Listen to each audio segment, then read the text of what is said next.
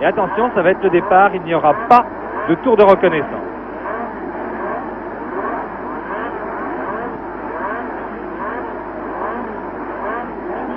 Là, vous avez vu Jochen Rindt numéro 2. Je vous ai dit tout à l'heure, je crois qu'il était à droite sur votre écran, c'était une erreur. En fait, il est à gauche sur votre écran.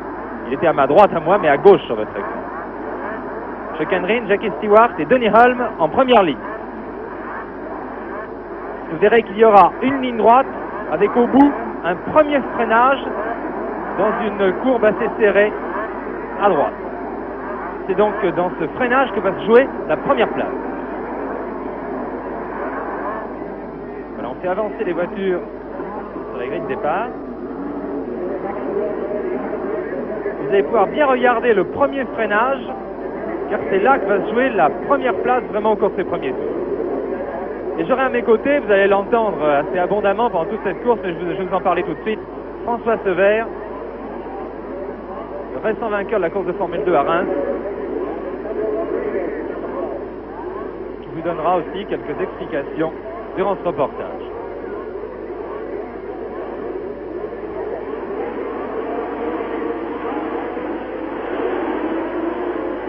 Et vous avez vu que Jochen Rindt a un tout petit peu volé le départ.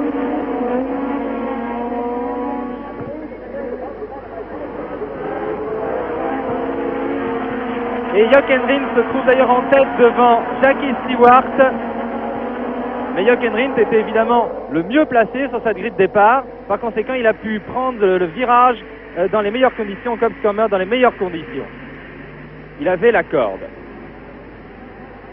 Jochen Rindt en tête donc devant Jackie Stewart.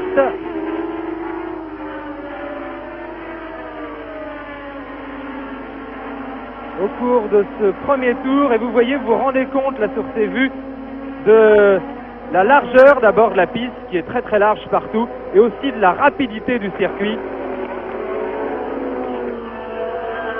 Là nous sommes dans Soft Corner, une courbe qui se prend à 4e à environ 200 km/h. Club Corner, la courbe vous voyez au fond là, toujours en 4e vers 200 km/h aussi.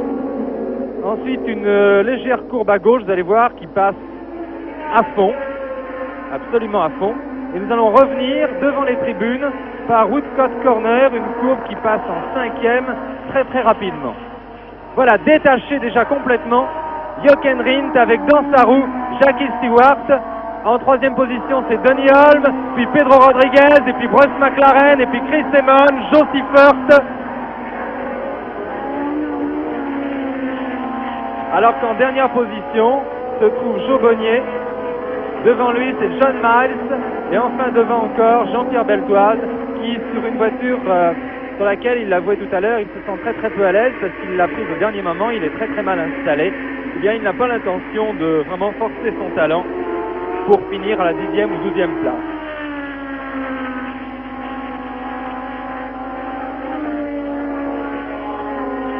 Vous avez vu que c'est assez fantastique de voir la manière dont Jochen Rindt et Jackie Stewart ont creusé le trou en l'espace d'un tour.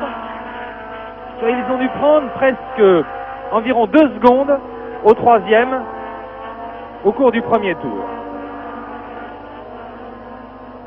Et il semble là-bas que ce soit une BRM une BRM qui est qui est en difficulté et qui arrive au ralenti vers son stand. Il s'agit et déjà le 2e passage. Vous voyez, vous avez peut-être pu apercevoir tout en haut sur votre écran, la voiture a tardé. Et déjà c'est le 2e passage pour Rindt et Stewart avec Denny Hulme toujours 3e. Denny Hulme toujours 3e. Pedro Rodriguez. Eh bien c'est John Surtees qui rentre à son stand déjà en roue libre. John Surtees qui s'était défoncé au cours des essais, qui avait réussi un excellent temps avec une voiture qui est un petit peu dépassée depuis le début de la saison, nous en parlerons aussi tout à l'heure, et qui dès le premier tour doit rentrer à son stand et sans doute abandonner. Bien, qui concerne BRM, ça ne va pas beaucoup aider les choses, car on parle déjà d'un éventuel abandon de BRM en fin de saison. Vous voyez maintenant, en gros plan, John Surtees qui rentre au sein. Et toujours Jochen Rindt.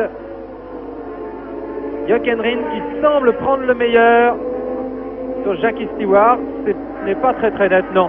Je pense que c'était surtout une impression qui était créée par l'objectif, parce qu'en fait, Jackie Stewart suit toujours Jochen Rindt comme son ombre dans cette grande courbe là de Westcott Corner. Je vous dis qu'il passe à 250 km/h, si ce n'est 260. Denis Hulme et Pedro Rodriguez sont détachés aussi un petit peu pour la 3e place. Et Jean-Pierre Beltoise, lui, est avant-dernier maintenant. Et je vous ai expliqué déjà, et je vous le réexpliquerai, qu'il ne faut pas considérer aujourd'hui la course de Jean-Pierre Beltoise comme tout à fait exacte. Car Jean-Pierre Beltoise pilote une voiture qui n'est manifestement pas dans le coup, surtout sur un sol sec, et en plus dans laquelle il se trouve extrêmement inconfortablement installé. Et quand on sait déjà que Jean-Pierre est assez handicapé, il lui faut, et il tient, il exige beaucoup auprès de Ken Tyrrell, il insiste beaucoup là-dessus, il lui faut une position pratiquement parfaite pour ne pas être trop handicapé dans une voiture. Et j'ai l'impression de demander son avis à François Sever que Jackie Stewart ne va pas tarder à attaquer quelque peu Jochen Rindt.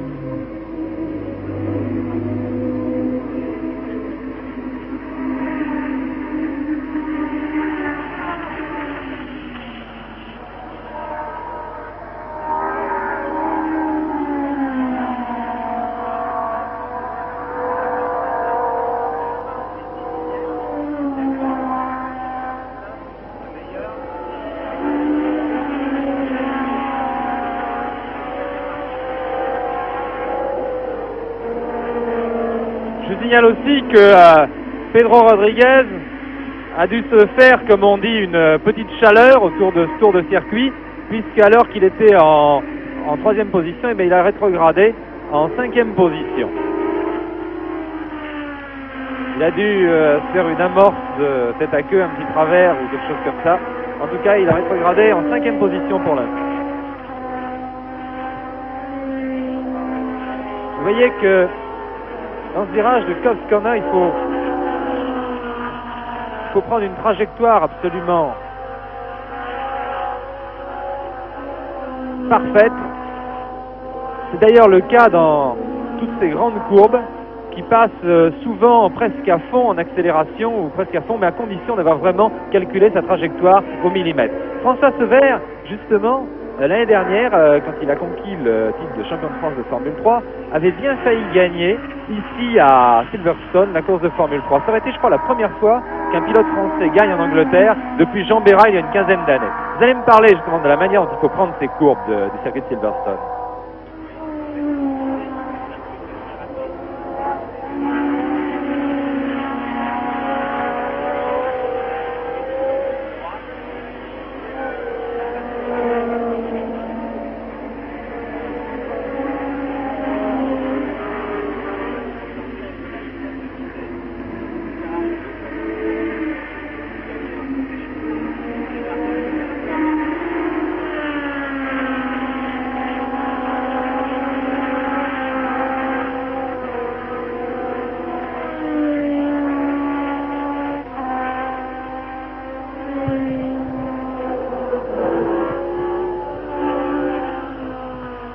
Et la voiture numéro 20, c'est la McLaren à 4 roues motrices qui est pilotée par Derek Bell et qui s'arrête également à son stand. Deuxième arrêt au stand donc depuis le début de ses courses, après celui de John Surtees. C'est la voiture de Derek Bell. Et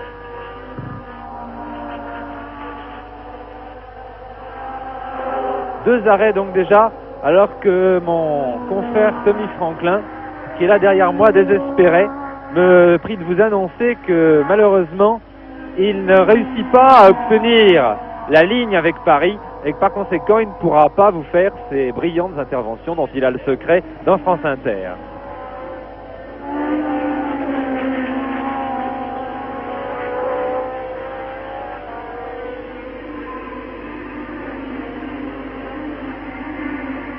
Voilà, toujours roue dans roue. Ah voilà, une attaque. Une attaque de Jackie Stewart qui va passer. Non, il n'a pas pu passer. Non, il n'a pas pu passer, il a essayé de passer à l'intérieur. Mais ça souligne bien ce que vous disiez, François Sever, il y a quelques instants. Jochen Rindt, qui avait sans doute pris une meilleure trajectoire, a trouvé davantage d'accélération en sortie de virage. À ce coup-ci, Jackie Stewart est passé. Il a pris Jochen Rindt au freinage et il est passé. Tandis que John Miles, je vous le signale, Jobonnier plutôt, s'arrête également à son stand. Jobonnier qui pilotait la deuxième Lotus à 4 roues motrices, l'autre étant piloté par John Miles. Et regardez le trou que Stewart a réussi à faire en l'espace de quelques centaines de mètres. Dès qu'il a passé Rindt, il s'est mis en devoir de le décrocher. Pour la troisième place, je ne vous en parle pas beaucoup, c'est toujours Denny Hulme, quatrième Bruce McLaren, en cinquième position Pedro Rodriguez, en sixième position Chris Amon, en septième position Jackie Ickx, en huitième position Joe Silvert, ensuite vient Courage et puis Graham Hill, Vic Elford, Jackie Oliver, John Miles et Jean-Pierre Beltoise.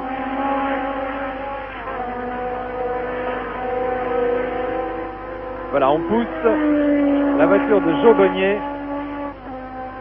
vers son stand. Ça fait donc 3 voitures maintenant.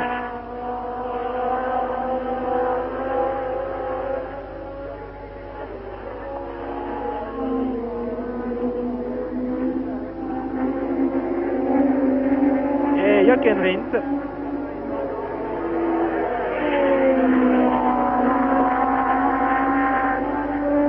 Jochen Rindt essaye de s'accrocher, mais Jackie Stewart, vraiment c'est ça qui est fantastique. Vous avez vu la semaine dernière, Jackie Stewart en état de grâce sur un circuit extrêmement sinueux comme celui de Clermont-Ferrand, et là sur un circuit où l'on tourne à plus de 208 km/h de moyenne, puisque le record aux essais a été établi à plus de 210 km/h, eh bien Jackie Stewart se montre tout aussi à l'aise. C'est vraiment là le propre, je crois, d'un très grand pilote. Et pendant ce temps-là, pour la 6e place, Jackie Ickx a passé Chris Amon.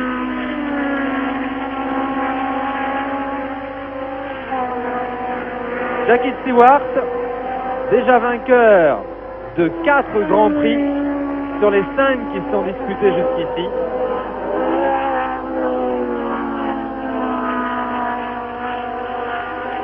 Et qu'il a, dès le 6e ou 7e tour, j'ai pas très bien regardé, a pris la tête, 9e tour.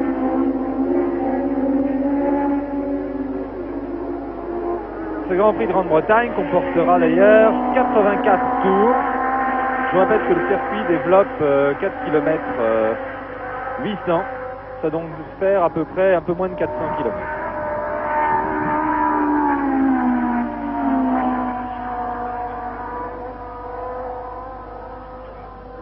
Et François Sever, qui vient de chronométrer Jackie Stewart, me signale qu'il tourne actuellement en 1 minute 22 secondes. Ouh là là, c'était dangereux. 1 minute 22 secondes au tour. 1 minute 22 secondes au tour, c'est assez fantastique si on considère qu'il a en ce moment le plein d'essence, alors que les temps réalisés aux essais avec des réservoirs vides étaient de 1 minute 20 secondes 6 dixièmes. Là vous voyez la bagarre qui est en train d'opposer Jackie Ickx et Pedro Rodriguez. C'est Jackie Ickx qui a passé.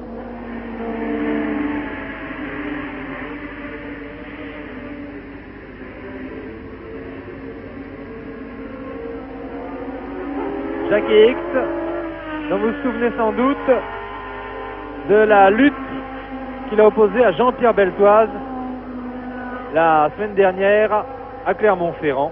La semaine dernière, c'était il y a 15 jours. Là, le temps passe à une allure.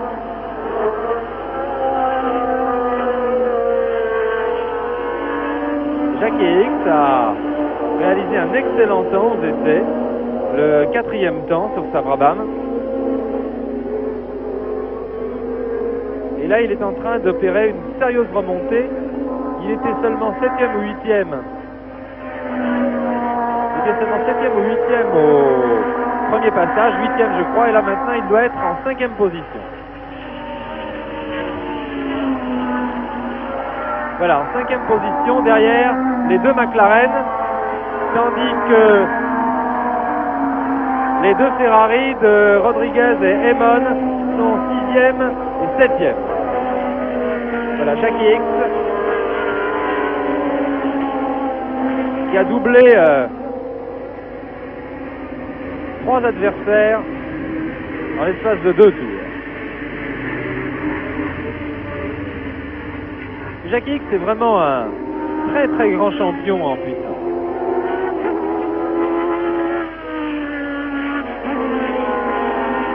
Certains ont déclaré un petit peu trop vite que l'année dernière, que la semaine, enfin qu'il y a 15 jours, j'y arriverai jamais, décidément à lire, il y a 15 jours sur le circuit de Clermont-Ferrand, il avait pratiqué une obstruction un petit peu trop systématique au passage Jean-Pierre Beltoise. Vous voyez que Jochen Rindt, pendant ce temps, s'est considérablement rapproché de Jackie Stewart.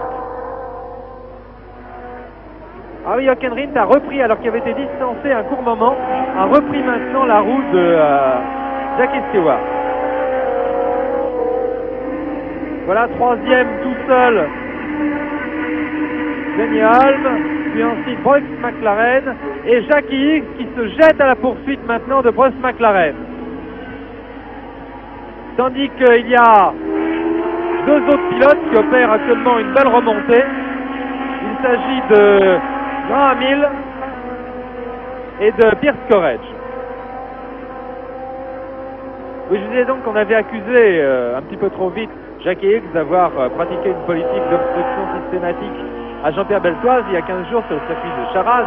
Il est exact que Jackie Hicks n'a rien fait pour faciliter le passage de Jean-Pierre Beltoise, mais enfin, c'est le travail d'un pilote de course, hein, et c'est tout à fait normal. Et d'ailleurs, Jean-Pierre Beltoise lui-même reconnaissait, après la course, que Jackie Hicks s'était montré parfaitement régulier, qu'évidemment, il avait été très dur, mais très régulier. Pendant ce temps-là, François Sever, qui a le chronomètre en main, va pouvoir vous donner les écarts qui séparent les concurrents les uns des autres.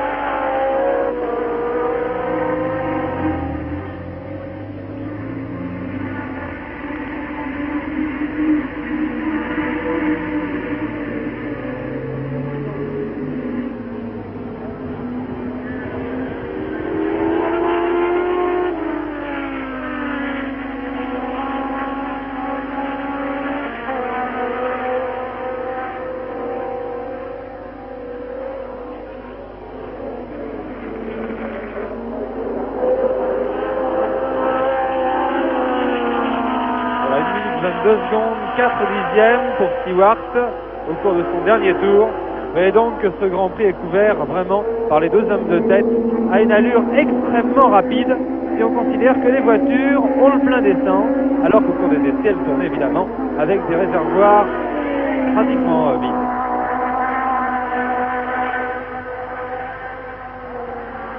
Jean-Pierre Beltoise, lui,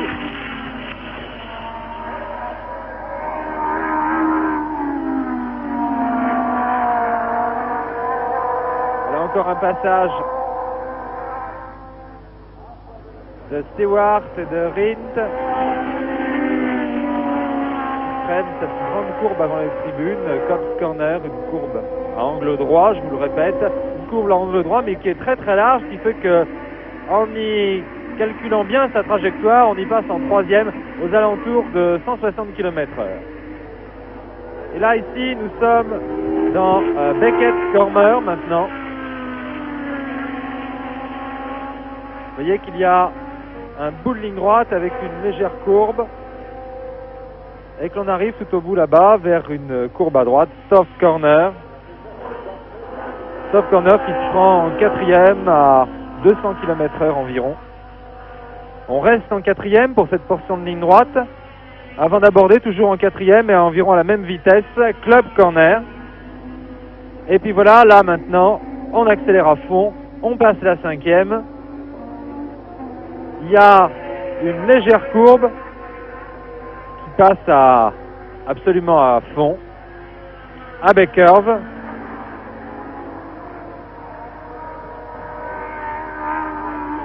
Et puis, vous voyez que maintenant, nous nous retrouvons dans la grande courbe avant les tribunes, Woodcote Corner, 250 km/h en cinquième.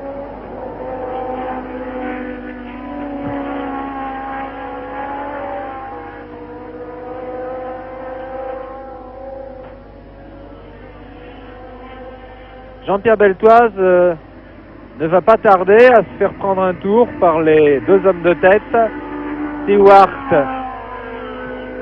et Rindt. C'était tout à fait prévu.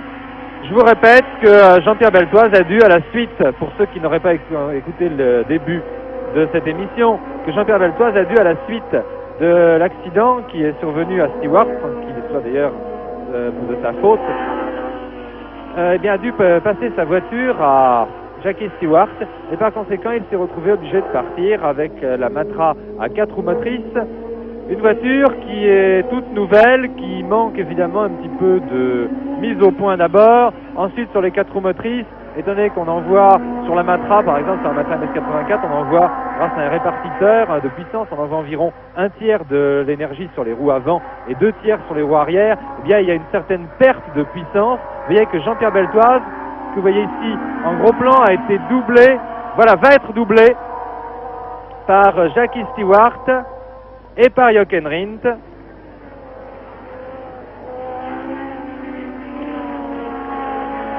C'est bien dommage vraiment que cet incident soit survenu. Évidemment, on pourrait le regretter comme ça ne sert strictement à rien. Mais c'est quand même bien dommage parce que Jean-Pierre Beltoise, je vous le répète au cours des essais, avait montré qu'il était parfaitement dans le coup sur ce circuit de Silverstone. Un circuit qui lui inspirait quelques inquiétudes, il le pensait un petit peu trop rapide pour lui. Et puis finalement, au cours des essais, vous voyez que Jochen Rindt va essayer de passer Jackie Stewart au freinage à l'intérieur. Non, s'il l'a passé. Il l'a passé, Jochen Rindt. Jochen Rindt se retrouve en tête. Et le public ne sait plus très bien s'il doit prendre parti pour la Lotus britannique, qui est conduite par un pilote autrichien, ou alors pour Jackie Stewart, qui lui est un pilote britannique, mais qui conduit une voiture française. Vous vous rendez compte d'un dilemme? Il faut dire que de toute manière, il s'agit d'un public qui est tellement sport, mais partial quand même. Après tout, il n'y a pas que nous à être chauvin. Il faut quand même pas... Non, ce qui est admirable dans ce public britannique, c'est surtout sa discipline. Ça, je dois dire qu'ici, à Silverstone, tout se passe merveilleusement bien, grâce à l'extrême discipline du public, grâce aussi à la grande gentillesse des contrôleurs. Il n'y a aucun incident, il n'y a aucun cri, tout le monde va où il doit aller. Si on n'a pas un laissez-passer qui vous permette d'accéder à tel endroit, eh bien, il ne viendrait jamais à l'idée de resquiller. C'est-à-dire qu'à ce point de vue-là, c'est très très surprenant.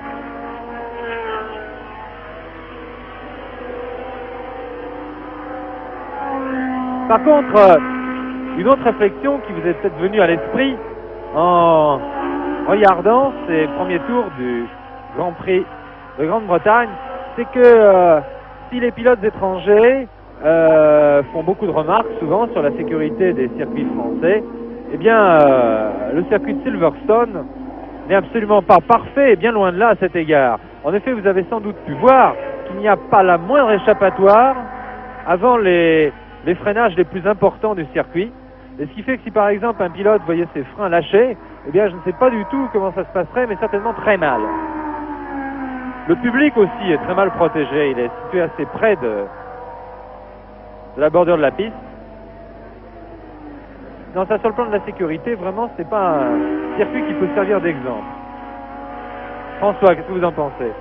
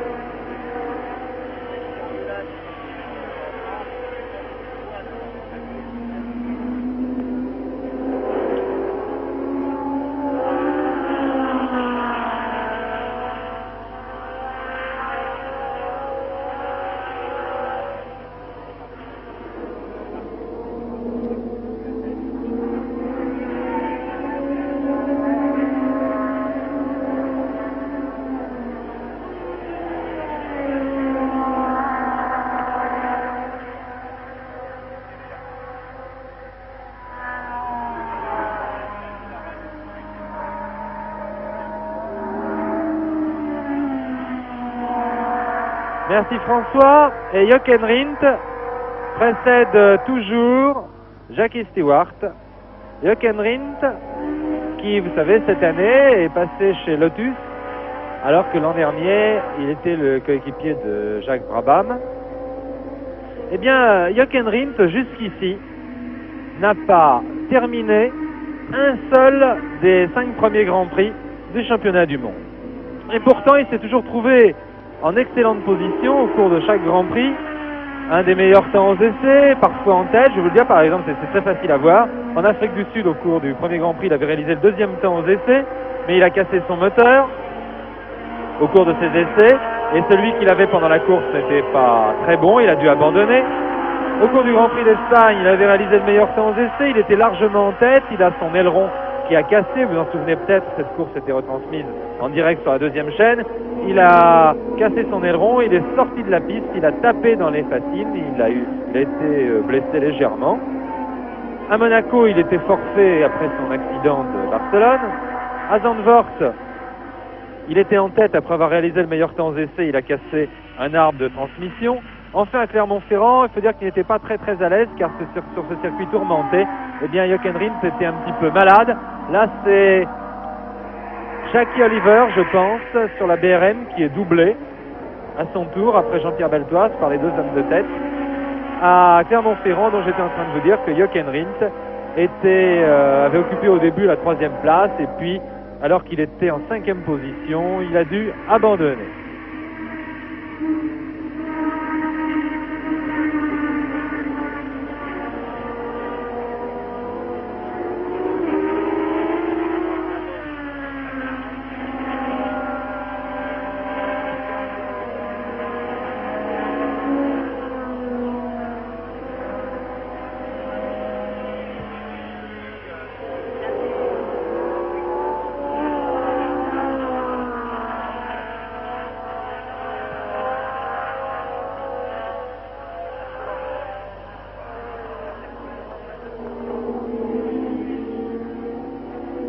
C'est assez formidable les enseignements du chronomètre.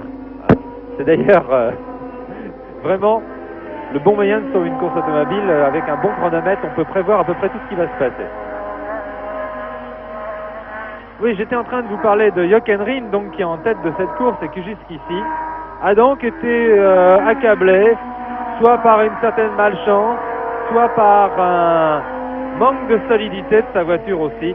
Il faut dire que depuis des années, on a pu constater que si Lotus était toujours à la pointe de la Formule 1 en ce qui concerne les innovations techniques, en ce qui concerne le poids, en ce qui concerne le progrès, eh bien ces voitures qui, justement, j'étais en train de vous parler de poids, il semble bien que Colin Chapman, qui construit ces voitures, en recherchant toujours la limite de poids, eh bien arrive à faire des voitures qui soient quelque peu fragiles. C'est fou le nombre de roues qui ont pu être perdues par les Lotus, nombre de suspensions cassées ou de porte-maillots cassés aussi, et ça se révèle en fin de compte quand même fort dangereux pour les pilotes.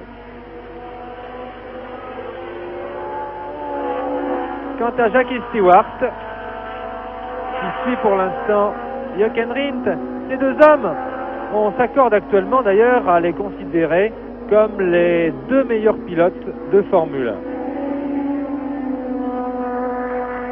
C'est quelque chose d'un petit peu différent. Jackie Stewart, enfin à mon avis, et c'est très difficile de juger, Jackie Stewart c'est peut-être quand même plus solide, alors que Jochen Rindt ce serait peut-être davantage l'étincelle. Qu'est-ce que vous en pensez, François ?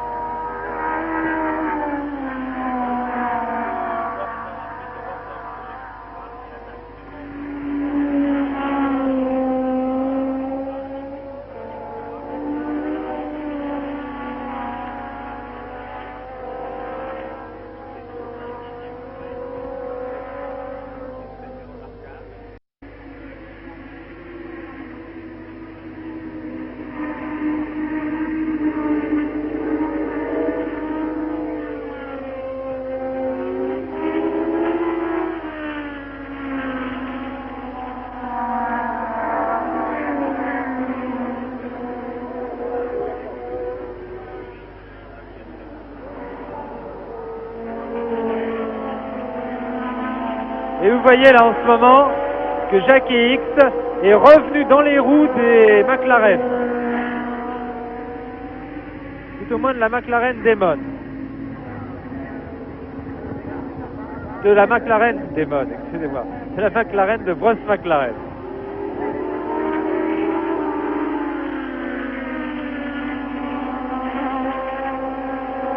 Voilà, et comme McLaren était en train de revenir sur Denny Hulme, eh bien je crois qu'on pourrait assister à une assez belle lutte pour la 3e place.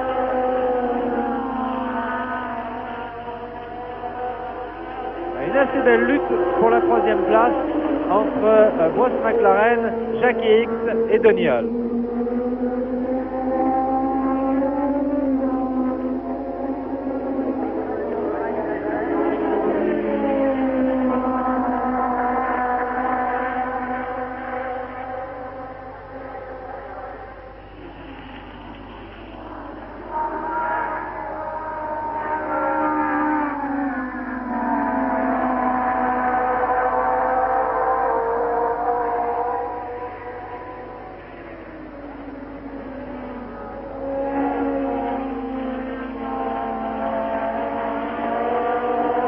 On me signale, mon pauvre François, je vous apprends une fâcheuse nouvelle.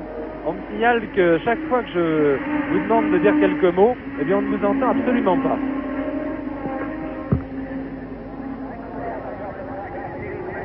Et alors vous allez enlever votre casque et vous parlerez dorénavant dans mon micro.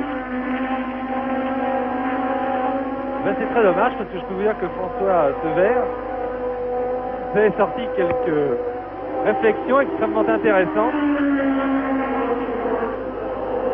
depuis le début de la course et une malencontreuse panne dans son microphone. On va essayer de réparer ça.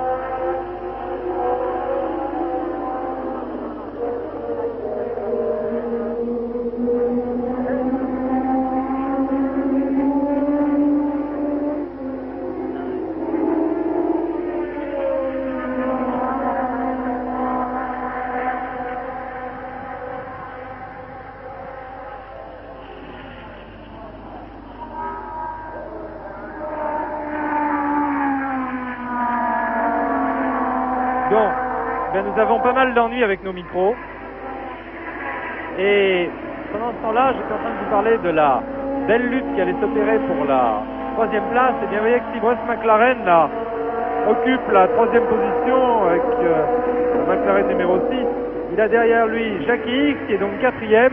Et ils ont tous deux passé Denny Hulme qui a sérieusement rétrogradé donc et qui doit connaître quelques difficultés mécaniques.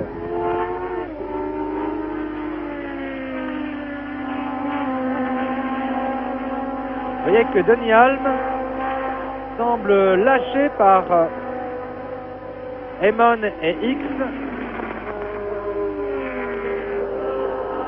Je pense donc, étant donné qu'il avait nettement pris l'avantage sur eux au début de la course, je pense donc qu'il doit connaître actuellement quelques difficultés.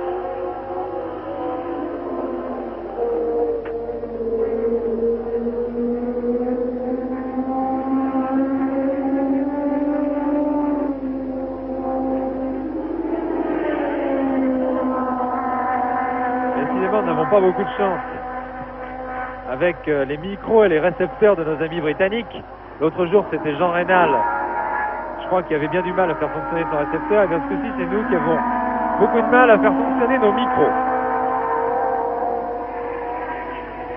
Voilà, donc actuellement bagarre pour la 3e place entre McLaren, entre Jackie Hicks et entre Denny Hulme. Denny Hulme qui est quand même à distance de McLaren et Hicks.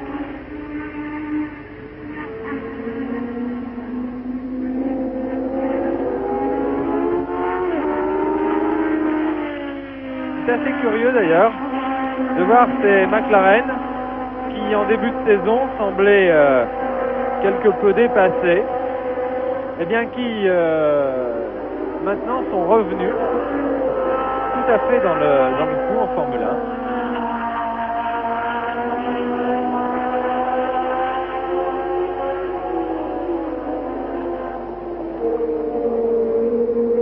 1. À Clermont-Ferrand, Clermont-Ferrand, on attribuait cela à l'emploi, enfin, on attribuait cela en partie à l'emploi d'une nouvelle gomme de pneumatique utilisée par les McLaren.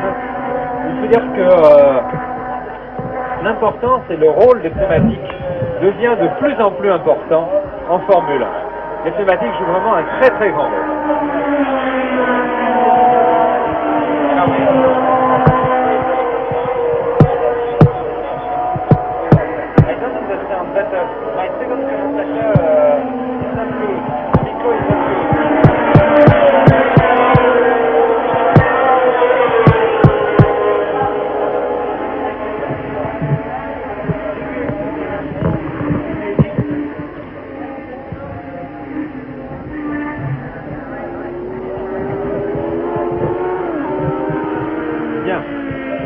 On vient de me donner quelques précisions techniques sur les causes. Vous voyez que Jackie Stewart va certainement maintenant recommencer à venir taquiner quelque peu Jochen Rindt. Nous vous l'avons dit déjà la semaine dernière à Clermont-Ferrand à propos de la bagarre entre Jean-Pierre Beltoise et Jackie X. Il est extrêmement énervant, extrêmement crispant d'avoir constamment à ses trousses un adversaire.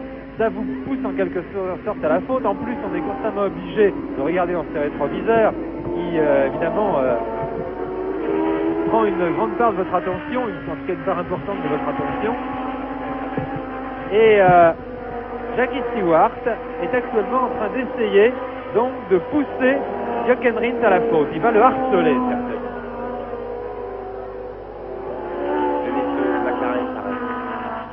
Tandis que Denny Hulme, j'étais en train de vous dire que Denny Hulme pourrait être lâché comme ça, devait avoir quelques ennuis. Et bien effectivement, il s'arrête à son stand maintenant. Denny Hulme, ancien champion du monde sur une Brabham en 1967 et qui fait un très très beau début de saison lui aussi. Il paraît bien que souvent malchanceux puisque il a dû s'arrêter il y a 15 jours à Charade, il a dû s'arrêter sur une mécanique alors qu'il était en deuxième position. He's been misfiring. He was doing very well, having that terrific battle out there, but his car's been misfiring. He's lost 2 or 3 cylinders, and he's in the pit.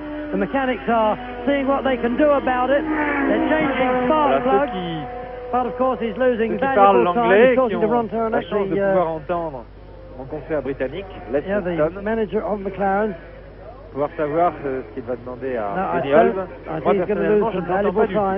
Il reste encore 11 anyway, pilotes en course. Et on me signale que le micro de François Sever est réparé. Nous allons faire une petite expérience. Je vais demander à Paris de m'appeler immédiatement si elle ne s'avérait pas concluante. François? Oui, eh bien, je viens de compter les voitures encore en course. J'en compte 11, sauf erreur. Toujours Rindt et Stewart en tête, largement détachés. Ensuite, à une vingtaine de secondes, suivent McLaren et Jackie X. Et une quinzaine de secondes derrière, une très très belle bataille entre Graham Hill, Pierce Courrèges et Chris Hammond sur la Ferrari. L'autre Ferrari piloté par Pedro Rodriguez est quelque peu distancé maintenant. Tandis que Jean-Pierre Beltoise sur la Matra à 4 roues motrices tourne très régulièrement, évidemment un peu moins vite que les hommes de tête, mais il est étonnant de voir la Matra tenir pour sa première sortie, la Matra à 4 roues motrices. Je trouve que c'est un très beau résultat. Je vais voir là à l'instant Vic Elford qui a été à son tour doublé par les 2 hommes de tête. Vic Elford qui pilote une McLaren qui lui a été confiée en cours de saison pour la première fois au Grand Prix de France à Clermont-Ferrand par Colin Treb. Jackie X qui passe. Tandis que Jackie X là-bas a passé Bruce McLaren. Vous voyez avec Jackie X, c'est maintenant 3e.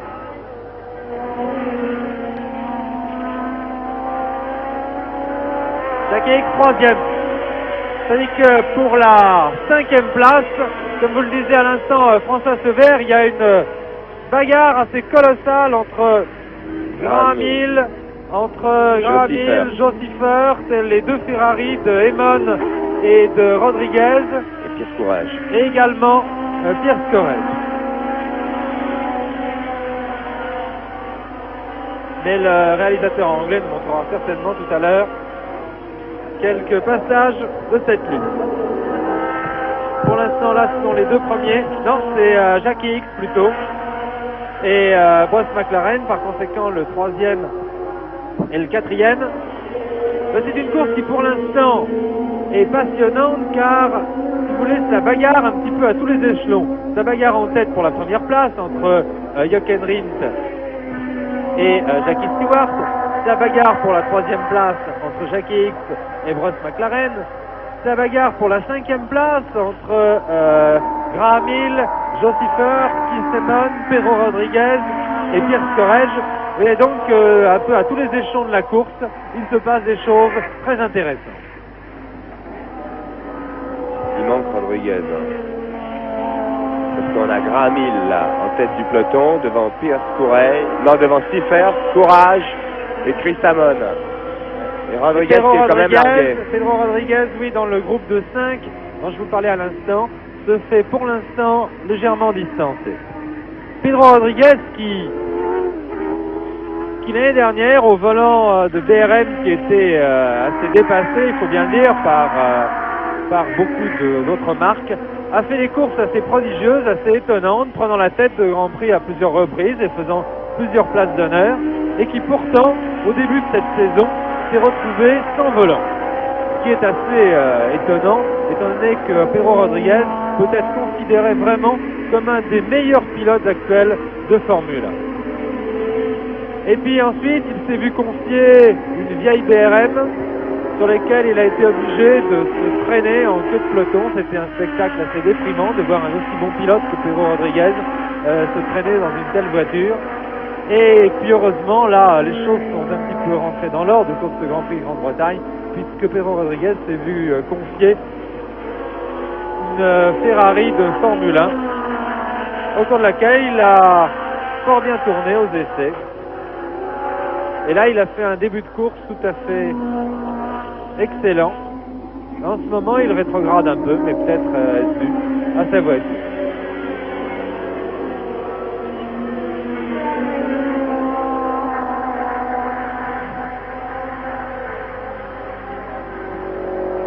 Quant à Jean-Pierre Beltoise, eh bien, il ferme toujours la marche.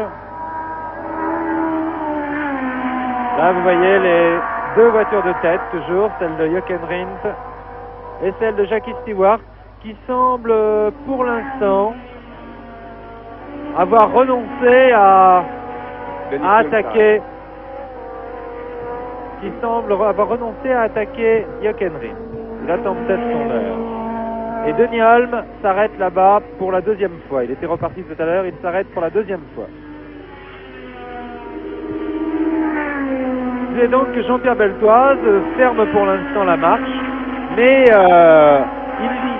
il fait sa course là. Il faut dire que c'est difficile pour lui d'abord d'avoir le moral, alors qu'il s'était vraiment donné beaucoup de mal pendant les essais pour conquérir un rang honorable. Je vous ai dit que quand Jackie Stewart l'avait remplacé sur sa voiture, Jean-Pierre Beltoise avait à ce moment-là le deuxième temps des essais derrière Jackie Stewart, ce qui est tout à fait remarquable.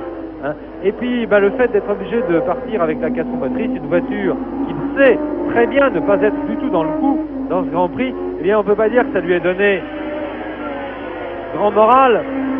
En plus, Jean-Pierre Beltoise, après sa deuxième place à Clermont-Ferrand, avait eu une longue conversation avec Ken Tyrrell, et Ken Tyrrell lui avait dit: écoutez Jean-Pierre, il n'y a pas de problème, je pense que cette année, si vous répétez aussi souvent la belle course, la splendide course que vous venez de faire, vous pouvez être deuxième au championnat du monde derrière Jackie Stewart, et il faut que vous essayiez d'accomplir cette performance. Et Jean-Pierre était vraiment, comme on dit un petit peu vulgairement, gonflé à bloc, galvanisé par cette idée. Et là, ma foi, eh bien, il voit au cours de cette course quelques points lui échapper au championnat du monde. Encore qu'il ait une petite idée derrière la tête, et il s'est dit qu'en faisant une course très très sage avec la 4 roues motrices, eh bien, ma foi, s'il y avait beaucoup de casse devant, eh bien il pourrait bien, on ne sait jamais, venir glaner quelques points au championnat du monde en prenant par exemple une 6e place. C'est déjà arrivé plusieurs fois à d'autres pilotes.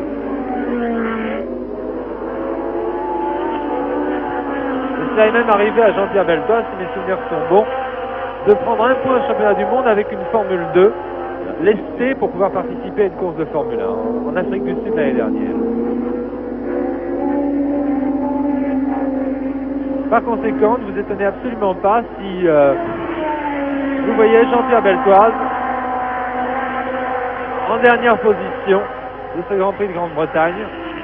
Je peux vous dire que s'il avait gardé sa voiture à 2 roues motrices, eh bien, il ne serait peut-être pas avec les 2 hommes de tête, et même certainement pas, mais il serait certainement dans le coup pour la 3e, 4e ou 5e place. N'oubliez pas qu'à Clermont, il était resté avec Jackie X. Ici, pendant tous les essais, il était devant Jackie X. Par conséquent, on peut penser qu'il aurait toutes les chances d'être avec Jackie. Oui, je pense qu'il est difficile de prévoir ce que ferait un pilote, enfin ce qu'aurait fait un pilote s'il avait eu la bonne monture. Mais personnellement, je pense que Jean-Pierre pourrait être détaché du groupe, enfin de la bagarre qui oppose actuellement Denis Hulme à Jackie X. C'est-à-dire que Jean-Pierre, pour moi, pourrait très bien être en 3e position, quelque peu distancé par Rins et Stewart, mais devant Jackie X et Denis Hulme. Denis Hulme, d'ailleurs, prend un petit peu de retard, environ un 10e par tour, sur Jackie X, qui vient de passer devant nous. Je suis très très content chaque fois qu'un pilote fait une erreur. Parce que c'est pas Denny Hulme, c'est Bruce McLaren. Marqué tout à l'heure, j'ai dit Emma. Oui. Enfin, c'est pas très très grave. En fait, Denny Hulme, lui, est toujours arrêté à son stand. Et dernière Jackie X, celui qui est 4e, c'est Bruce McLaren.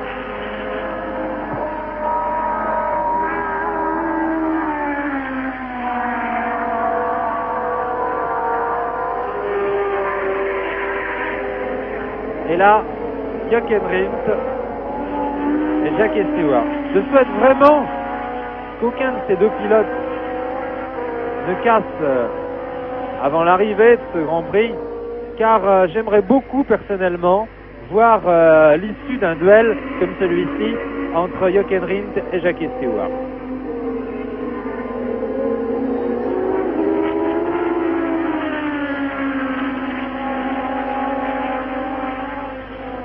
Il faut dire que depuis le début de cette saison, la Matra MS80 s'est montrée, je touche du bois pour Jackie Stewart, mais s'est montrée extrêmement supérieure au point de vue robustesse surtout à la Lotus. C'est ce qui a permis d'ailleurs à Jackie Stewart de remporter 4 Grands Prix sur les 5 auxquels il a participé. Jackie Stewart l'a emporté en Afrique du Sud, mais là en Afrique du Sud il courait avec la même voiture que l'an dernier, avec la MS-10. La MS-80 avait participé aux essais, mais Jackie Stewart l'avait jugée un petit peu trop récente pour participer à la course avec. Donc il avait remporté ce Grand Prix d'Afrique du Sud avec la Matra MS-10. Il avait fait ses débuts avec la Matra MS-80 en Espagne, à Barcelone, au Grand Prix d'Espagne.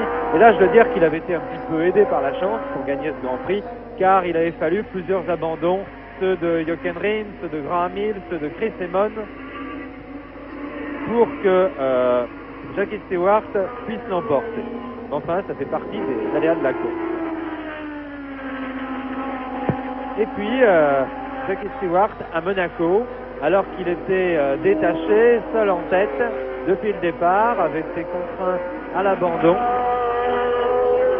Ça a été son seul abandon de la saison, puisque ensuite il devait emporter de la manière éblouissante, vous avez peut-être pu suivre il y a 15 jours sur vos récepteurs, le Grand Prix de France à Clermont-Ferrand.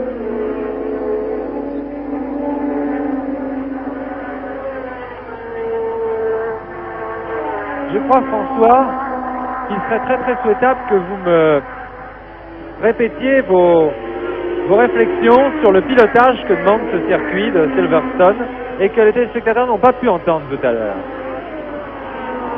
Oui, eh bien ce circuit de Silverstone est un circuit très rapide. Il n'y a pas de virage très très lent. Ce que nous appelons des virages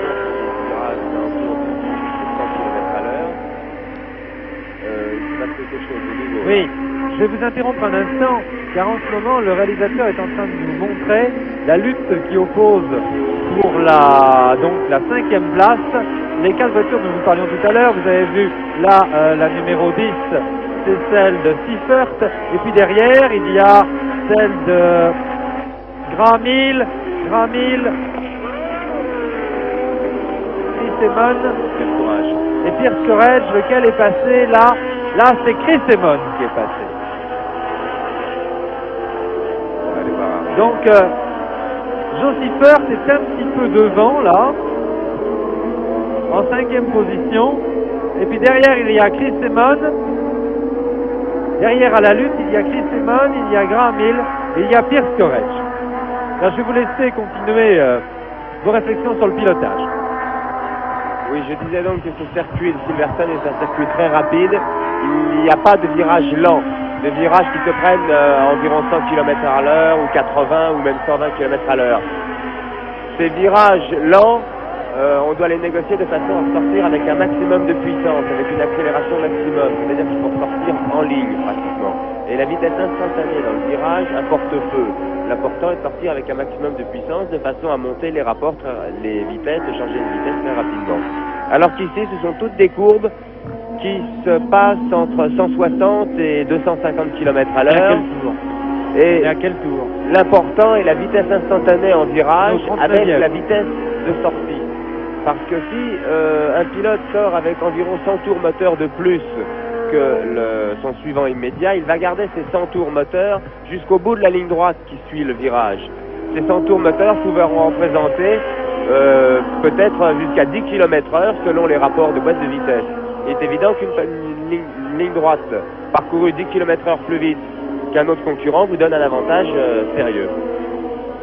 Merci François. Et alors que l'on approche de la mi-course, eh bien, Jochen Rindt et Jackie Stewart, qui viennent de doubler déjà Pedro Rodriguez, eh bien, sont sur le point de dépasser le groupe de 4 dont je vous parlais tout à l'heure, c'est-à-dire Joe Seifert un petit peu en avant et donc 5e, Chris Amon, Graham Hill et Pierce Courage. Vous voyez que Jochen Rindt arrive maintenant sur leur talon. Jochen Rindt, évidemment, Jackie Stewart. Et attention parce que si Jackie Stewart était un petit peu gêné au cours de ses dépassements, il pourrait très bien perdre le contact avec Jochen Rindt. Voilà, mais normalement, les pilotes doublés vont laisser le passage sans aucune difficulté, mais on ne sait jamais.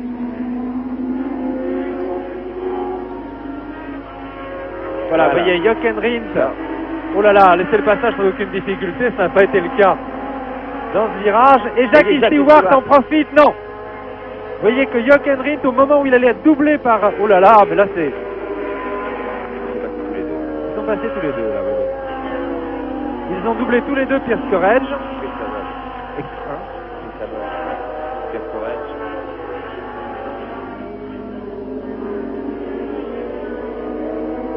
Ils ont tous les deux doublé Pierce Courage. Vous avez vu que ce dépassement n'a pas été sans quelques difficultés, que Jackie Stewart a failli en profiter pour passer Jochen Rindt. Et voilà. Oh. Là, c'est un drôle de gymkhana. Dans cette cohue, c'est vraiment la cohue là. Courage a perdu le contact avec. C'est vraiment la cohue. Jochen Rindt a passé maintenant Graham Hill.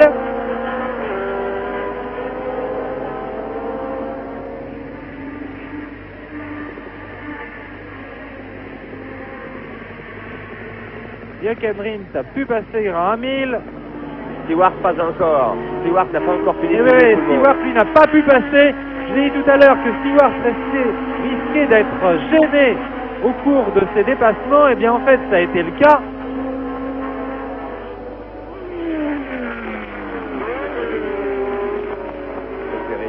Ça c'est Jochen Rindt. Ah, c'est assez difficile. C'est difficile de s'y retrouver, je dois dire, dans ce paquet de voitures que l'on voit d'assez loin. Une chose est certaine en tout cas, c'est que Rindt, lui, a pu passer et que Stewart a perdu beaucoup de temps au cours de cette même manœuvre de dépassement.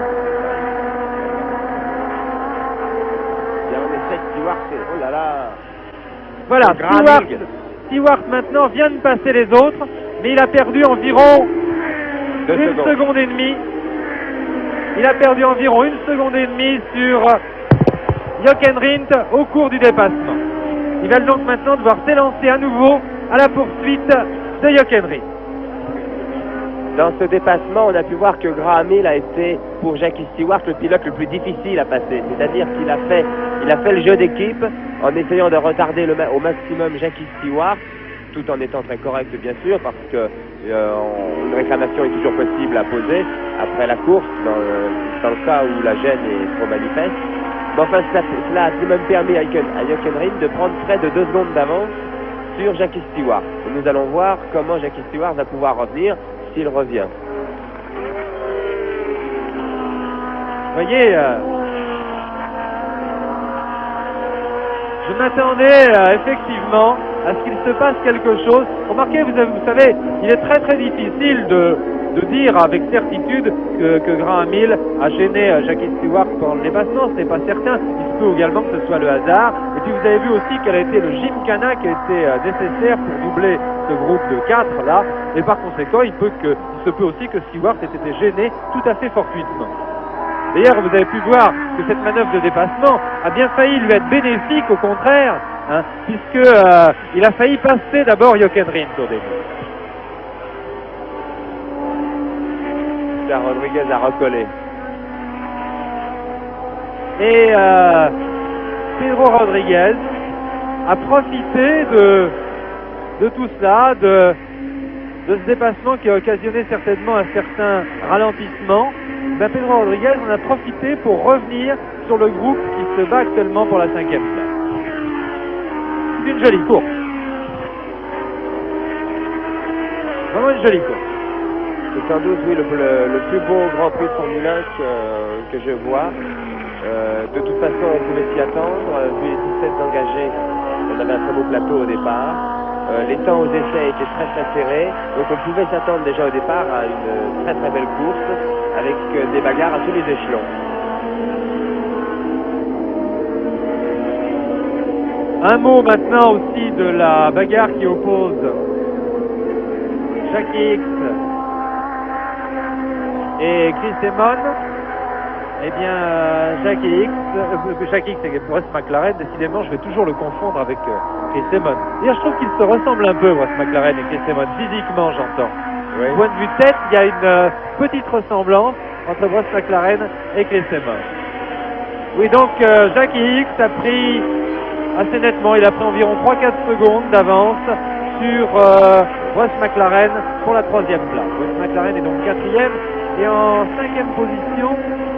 En tête du groupe là de 5, c'était Graham Hill. C'était John Kilter. Graham Hill. Non, Graham Hill, c'est ce que je disais. Oui, c'était Graham Hill. C'est-à-dire que les positions changent extrêmement souvent dans ce petit groupe. Je souhaite vraiment, pour l'intérêt de la course, que Jackie Stewart, vous voyez, il n'est pas très très loin. Évidemment, c'est un petit peu déformé par le téléobjectif, l'appréciation des distances. Mais en fait, il n'est pas très très loin encore de Jochen Rindt. Et je souhaite, pour l'intérêt de la course, qu'il arrive à recoller, à revenir sur Jochen Rindt.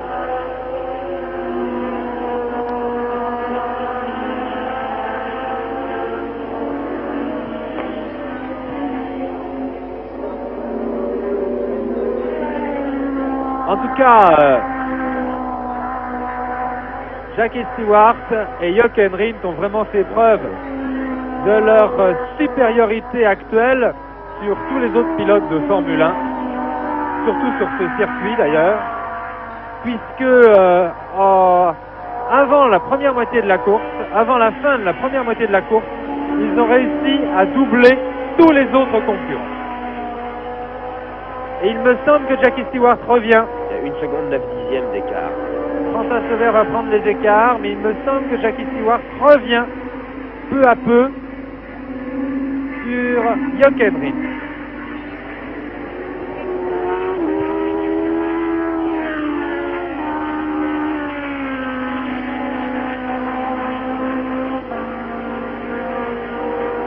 Jackie Stewart et Jochen Rindt. Alors qu'un rayon de soleil revient sur Silverstone. Il avait fait très très beau pour les 2 séances d'essai, puis là ce matin le temps était couvert. Et là il y a un rayon de soleil qui vient de faire son apparition sur le circuit de Silverstone. Ouais, Jackie Stewart et Jochen Rindt, que vous voyez ici, se battre avec synergie, avec beaucoup de conviction, et bien sont en réalité dans la vie les meilleurs amis du monde. Ils habitent tous les deux, il faut dire, à Genève, ils sont voisins. Et leurs 2 charmantes épouses, Helen Stewart et Nina Rindt, eh bien, sont également dans la vie des amis intimes qui sont un petit peu inséparables. Eh bien non, c'est Rindt qui distance un tout petit peu. Rindt vient de prendre un 10e à Stewart. François Sever, vous disiez que l'écart sur ce tour-ci. Oui, il est possible que Stewart ait été un petit peu découragé d'avoir perdu tant de terrain en un tour pendant le dépassement que vous avez pu voir tout à l'heure, parce que là, il vient de perdre un 10e de seconde sur Jochen Rindt. C'est assez peu visible à l'œil nu, mais au chronomètre, un 10e de seconde, c'est important. François, je vous fais un petit pari. Je vous parie que si on prend l'écart maintenant ou les temps à chaque tour, hein, il y a certains tours où Jochen Rindt va prendre de l'avance et certains tours au contraire où il va en perdre. Oui, oui, c'est sûrement vrai, oui. C'est ce dont on parlait d'ailleurs tout à l'heure. Je crois que Jackie Stewart est beaucoup plus régulier que Jochen Rindt. Et il est certain que Jochen Rindt est peut-être capable de faire un tour très très vite et puis après un tour nettement moins bon. Et c'est pour ça que je pense que cet écart peut effectivement pour l'instant varier. Il se stabilisera si Jackie Stewart revient dans la roue de Jochen Rindt. Voilà Jackie Stewart. Jackie Stewart a 30 ans. L'écart n'a pas bougé. Et là vous voyez Jochen Rindt. Eh bien, l'écart n'a pas bougé à ce tour-ci. Il y a toujours 2 secondes d'écart exactement entre Jochen Rindt et Jackie Stewart. Jackie Stewart et Jochen Rindt, je vous dis, il y en a un qui a 30 ans, il s'agit de Jackie Stewart. Quant à Jochen Rindt, lui, il est encore plus jeune, il a 27 ans. Eh bien, je crois que ce sont 2 exemples de carrière assez météoriques dans le monde de la course automobile. En effet, Jackie Stewart, lui, a dû faire ses débuts en compétition en 1961. Il était avant connu d'ailleurs dans un autre sport, puisqu'il était champion de tir au pigeon, et je crois même qu'il a été champion du monde. Il a fait partie de l'équipe championne du monde de tir au pigeon. Eh bien, Jackie Stewart, lui, a fait donc une progression extrêmement rapide, puisqu'après des débuts en Formule 3, donc en 1964, il a été remarqué par Ken Tyrrell, qui lui avait offert ce volant de Formule 3. Ensuite, il a eu une proposition en 65, après sa première saison de Formule 3, donc, il a eu une proposition pour conduire une BRM en Formule 1, et il est resté fidèle à BRM jusqu'en 1967, année au cours de laquelle Ken Tyrrell lui a proposé de conduire une Matraford. Je peux prendre là. Oui. Là, je pense que Jochen Rindt et Jackie Stewart mettent toute leur force dans le combat, puisque cela fait 2 tours consécutifs que l'écart ne varie pas. On a pu remarquer au début de la course que lorsque Stewart était en tête, Rindt ne se faisait absolument pas décoller, et quand Rindt était en tête, Stewart ne se faisait absolument pas décoller. Donc il est possible, si aucune faiblesse n'atteint l'un des 2 pilotes, que cet écart reste constant un très grand moment, peut-être même jusqu'à la fin de la course. Et là, vous avez vu, c'est Chris Amon qui vient de s'arrêter. Chris Amon, une des 2 Ferrari. Vous avez peut-être vu le nouveau radiateur d'huile de la Ferrari de Chris Amon, qui est placé assez haut à l'arrière de la voiture. Effectivement, on a constaté que la Ferrari usait beaucoup trop d'huile à Clermont-Ferrand, et on a donc augmenté la taille du radiateur, du réservoir d'huile et du radiateur. Donc Chris Amon vient de disparaître du groupe qui continue à s'entrebattre pour la 5e place. Rindt a pris un 10e. Jochen Rindt vient de prendre 1/10 de seconde sur Jackie Stewart. L'écart donc est maintenant de 2 secondes et 1/10.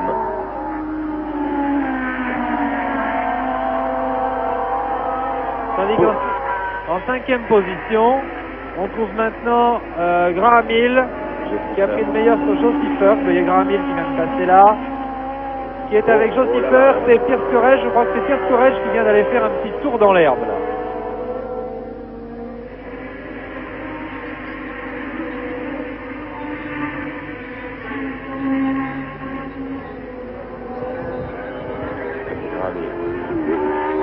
Graham Hill.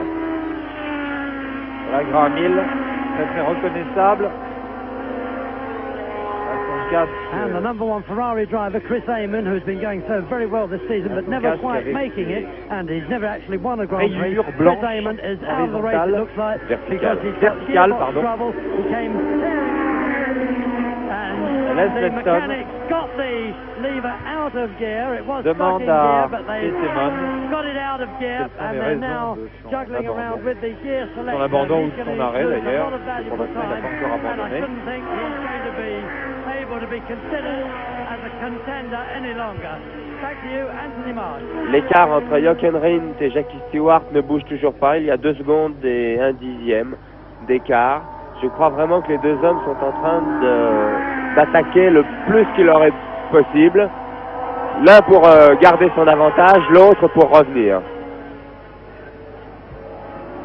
Vous voyez que derrière Graham Hill, c'est la grande bagarre entre Joe Seifert et Pierce Courage. La Joe Seifert a réussi à passer Pierce Courage au freinage de Top Corner. Pierce Courage, qui est aussi un jeune talent de la Formule 1. Pierce Courage, vous vous souvenez peut-être la très belle course qu'il avait réalisé à Monaco, au Grand Prix de Monaco. Il est terminé 2e derrière Graham Hill, après encore une très belle lutte tout au long de la course avec Jackie Hicks. Décidément, vous voyez que Jackie Hicks, on le retrouve partout en pleine bagarre. C'est vraiment l'un des grands espoirs de la Formule 1, Jackie Hicks. De la Formule 1 d'ailleurs, et de la course automobile tout simplement, puisque Jackie Hicks se montre aussi à l'aise en sport prototype, avec lesquels vous savez qu'il a gagné les 24 heures du Mans au volant d'une GT40 avec Jackie Oliver, il est associé à Jackie Oliver. Jackie Hicks se montre vraiment très à l'aise au volant de n'importe quelle voiture. C'est le propre de certains grands champions. Graham Hill, Seifert, Courage. Voilà, vous venez de voir passer là Rodriguez. Graham Hill, Seifert, Courage, qui sont suivis un petit peu plus loin par Pedro Rodriguez.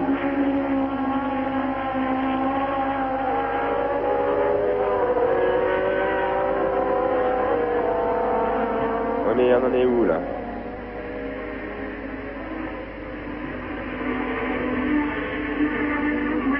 Voilà Graham Hill, le champion du monde en titre, qui a eu quelques misères chez Lotus, semble-t-il, ces derniers temps. Je ne voudrais pas trop m'avancer, mais enfin, je peux vous expliquer en tout cas les choses telles que je les ai constatées au cours de la première séance d'essai. Eh bien, on a vu avec une certaine surprise que c'était une Lotus à 4 roues motrices qui était confiée à Graham Hill. On a pensé tout d'abord qu'il s'agissait uniquement d'essais et qu'il n'était pas du tout question de lui confier cette 4 roues motrices pendant la course. Et comme je vous l'ai expliqué tout à l'heure à propos de Jean-Pierre Beltoise, les 4 roues motrices se sont révélées, enfin pour l'instant, car elles manquent encore de mise au point, assez inférieure au point de vue performance aux voitures à 2 roues motrices, tout au moins sur sol sec. Eh bien, en fait, renseignement pris, on a appris avec stupéfaction que la voiture que Graham Hill pilotait pendant toutes les courses début de saison, Graham Hill qui est en gros plan sur votre écran, c'est-à-dire la Lotus 49B à 2 roues motrices, eh bien cette voiture avait été vendue tout simplement au Sud-Africain John Love, qui est le concessionnaire de Lotus en Afrique du Sud et qui participe à de nombreuses courses dans son pays d'origine. Donc Graham Hill, eh bien, n'avait plus de voiture, ou plutôt avait une voiture à 4 roues motrices.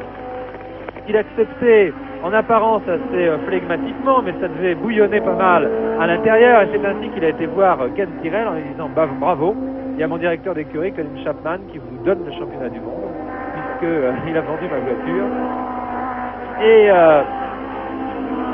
tout s'est arrangé de la façon suivante.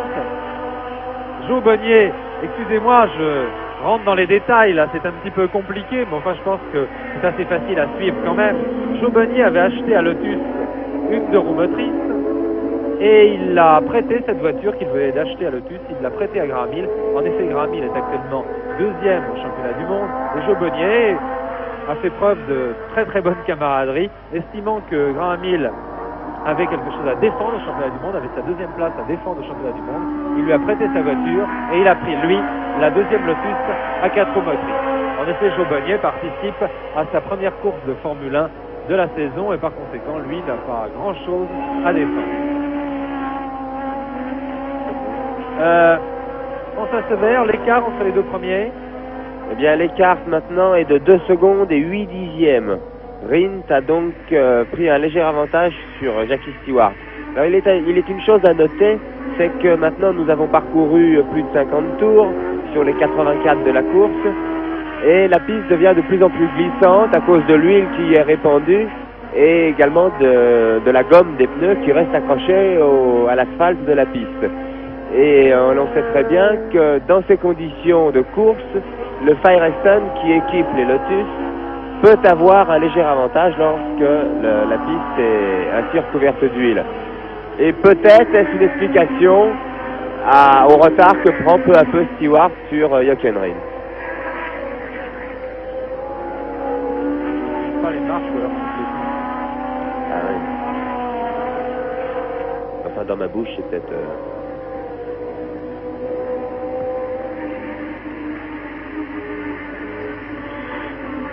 Là, ici, il me semble que c'est Chris Amon, Bruce McLaren, décidément, c'est pas possible. Voilà, c'est Jackie Hicks et Bruce McLaren qui sont en train de se battre actuellement pour la 3e place. On peut faire un pointage général.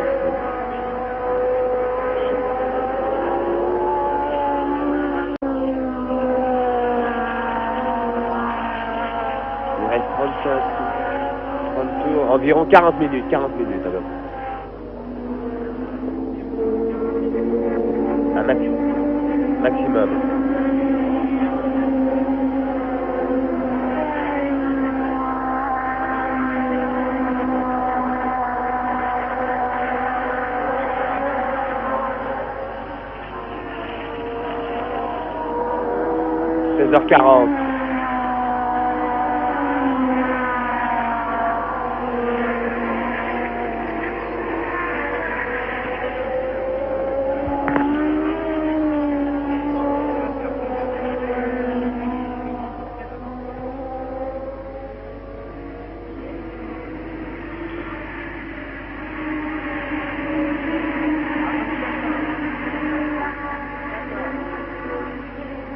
h 84 tours, pas 85.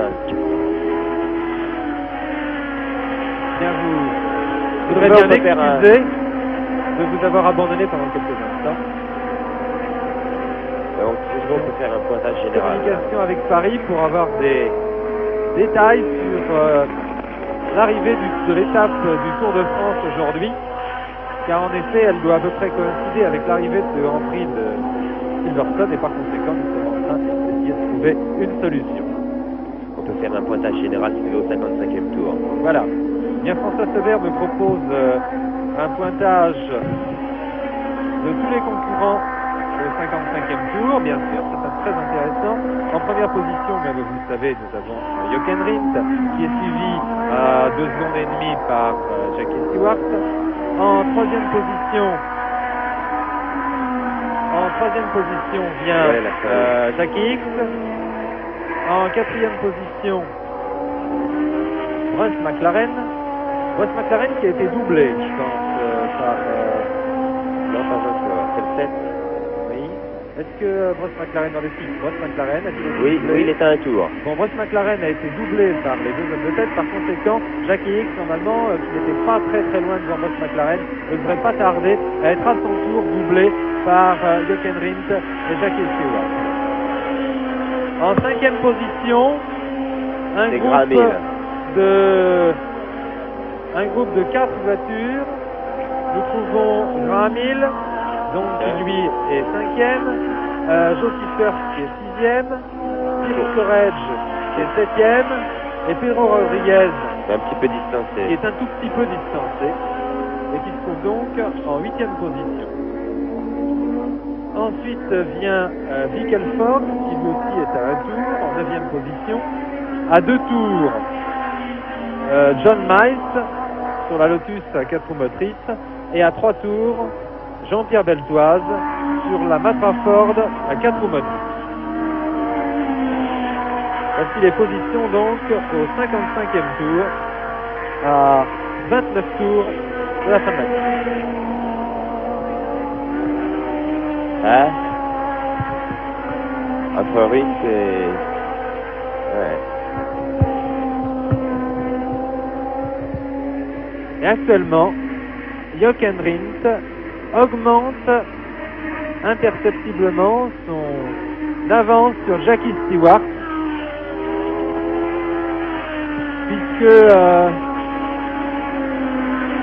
cette avance qui était de 2 secondes il y a 6 ou 7 tours est passée maintenant à presque 3 secondes.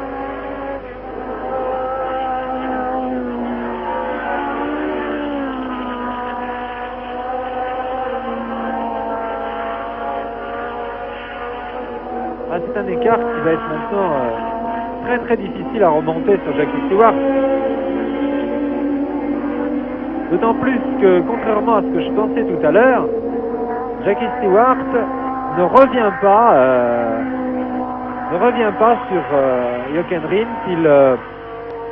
Il perd au contraire un petit peu à chaque tour, quelques dixièmes à chaque tour.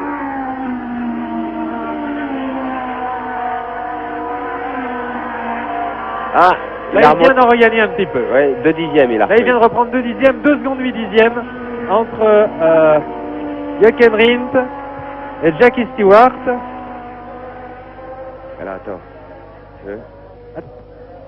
Vous allez voir que voici là Jochen Rindt. Et si vous pouvez apercevoir les deux voitures en même temps, vous allez vous rendre compte que 2 secondes 8 dixièmes, ça ne se traduit pas, voilà, vous avez vu Jackie Stewart qui arrivait, ça ne se traduit pas par une distance très importante entre les deux voitures, mais il est évident que sur un circuit, c'est la 3e voiture, on tourne à 200 km/h de moyenne, eh bien 2 secondes 8 dixièmes, ça représente quand même un écart important, même si la distance entre les deux voitures ne paraît pas très importante.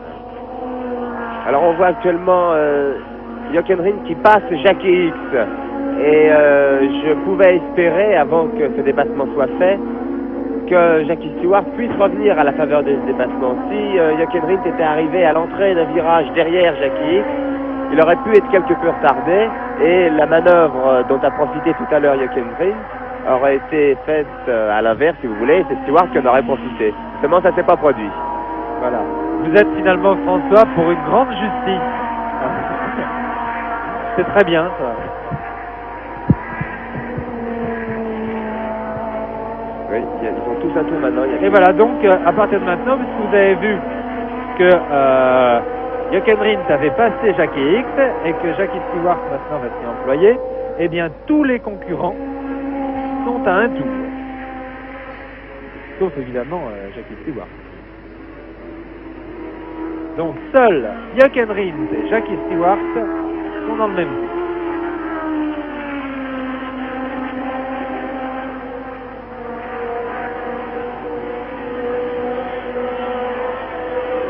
Alors que Josie Firth qui était il y a quelques instants en 6e position, eh bien, a dû lui aussi commettre une petite erreur ou même une grosse erreur dans un quelconque virage, et qui s'est fait passer non seulement par Peter Courage, mais en plus par Pedro Rodriguez.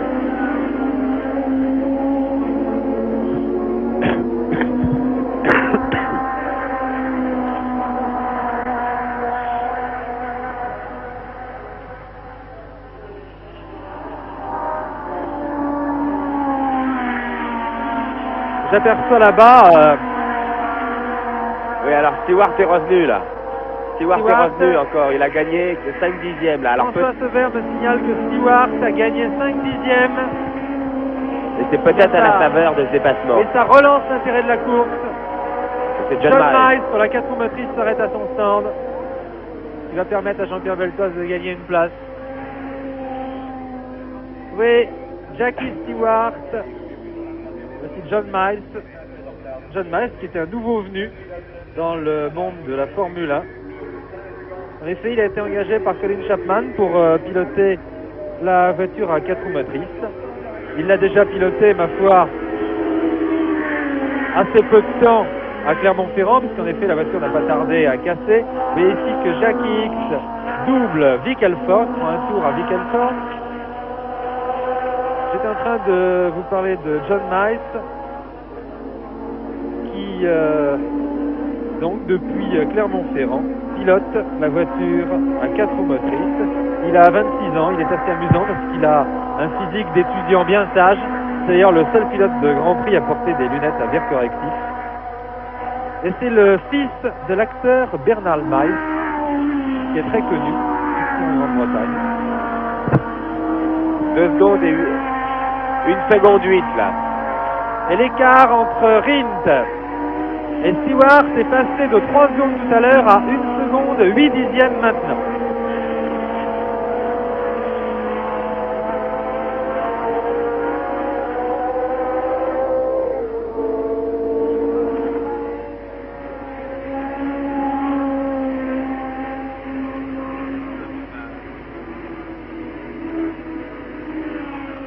Combien il reste de tours exactement?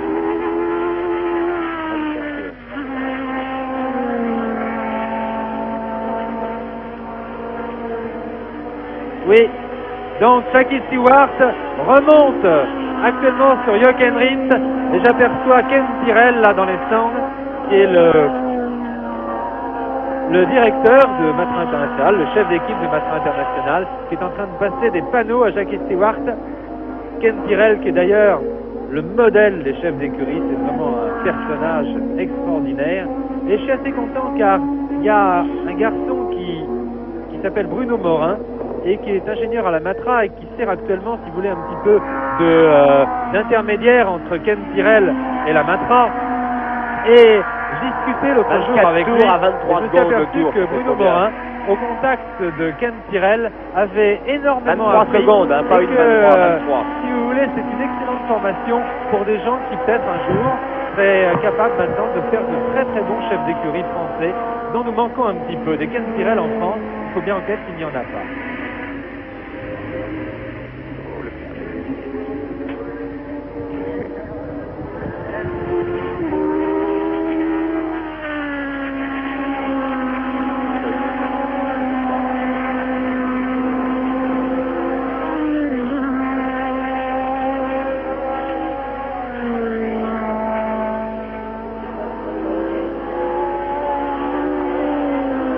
Minutes, 24 tours à 23 secondes, ça fait combien? 24 tours. Oui, ça fait 9 minutes. Vous voyez que avec la remontée de Jackie Stewart, 33 minutes l'arrivée. La course est relancée. Là, l'arrivée maintenant devrait être donné le drapeau à Damier devrait être baissé dans environ 33 minutes. Environ. Disons une trentaine de minutes. Et Jackie Stewart continue à revenir sur Jochen Rindt. Vous voyez qu'il est obligé vraiment maintenant de chercher la limite pour revenir sur Jochen Rindt. Vous l'avez vu mordre dans l'herbe là, mais il est pratiquement revenu maintenant. Ce qui va nous valoir une arrivée. Normalement, si Stewart continue sa remontée, ça va nous valoir une arrivée assez extraordinaire entre les deux meilleurs pilotes actuels de Formule 1.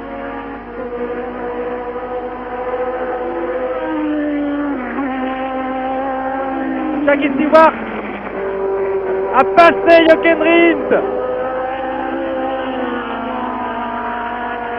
Jackie Stewart non seulement est revenu sur Jochen Rindt, mais il l'a passé.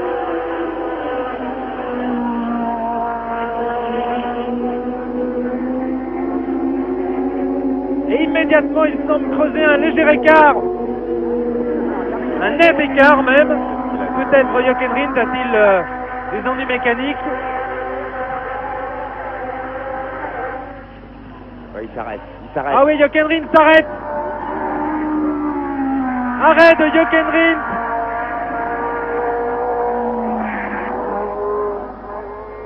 Affolement dans le stand. Ah oui, c'est la panique dans le stand Lotus là. Alors X est en deuxième position. Arrêt de Jochen Rindt. Ah vraiment. On dit que le pilote de Grand Prix le plus malchanceux s'appelle Chris Amon, qui est toujours contraint à l'abandon alors qu'il est très bien placé et tout. Mais en ce qui concerne Jochen Rindt, il n'a pas beaucoup de chance non plus. Il repart, Jochen Rindt. Il repart donc toujours en deuxième position. Non. Si. Il repart donc toujours en deuxième position puisqu'il avait pris, quand ça se verbe me fait.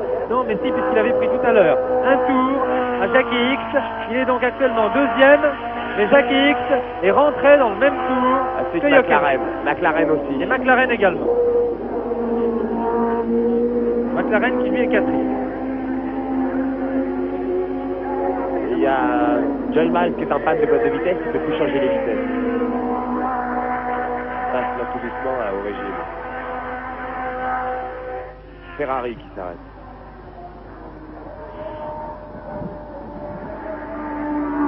Jackie Stewart donc seul en tête maintenant. Alors que c'est Pedro Rodriguez, la deuxième Ferrari, qui s'arrête à son stand.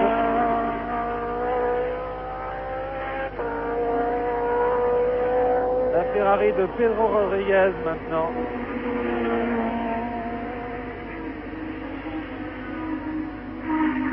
Pedro Rodriguez qui occupait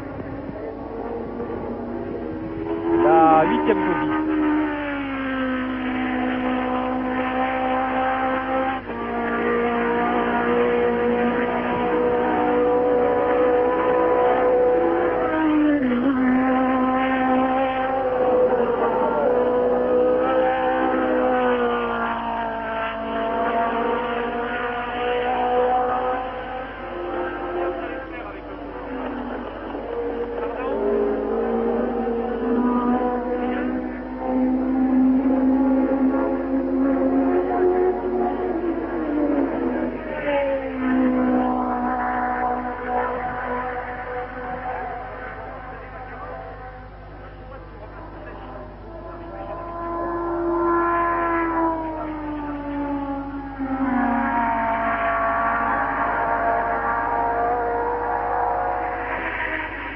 C'est bon, voilà.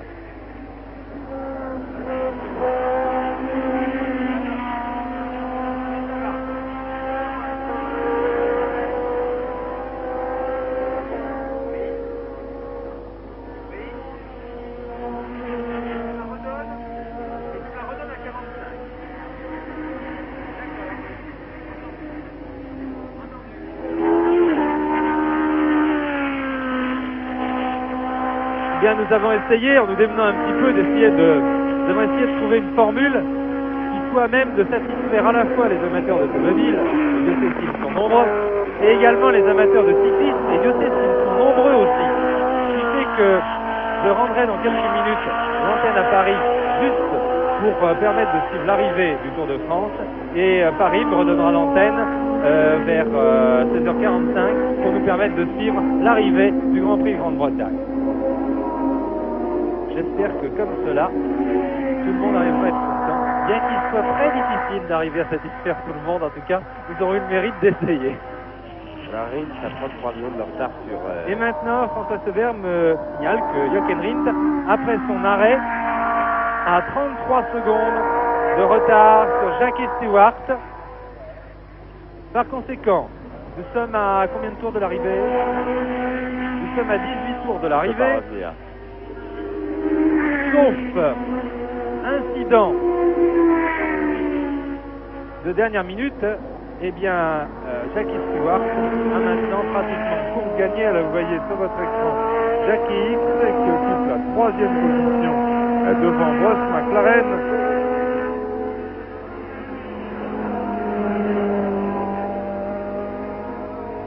En 5e position, c'est Graham Hill pour l'instant. En 6e position, Josie First. En 7e position, Pierce Courage.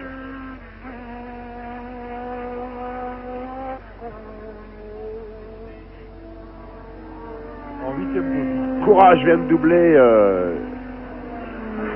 Hill. Ah oui. Il l'a doublé ici sous nos yeux là, fantastique. Et Pierce Courage a doublé là, il y a un instant. Pierce Courage a doublé Graham Hill. En mordant dans la terre à l'intérieur. Pierce Courage a doublé Graham Hill, ce qui fait que c'est Pierce Courage maintenant qui occupe la 5e place. Graham Hill 6e, Josie First 7e.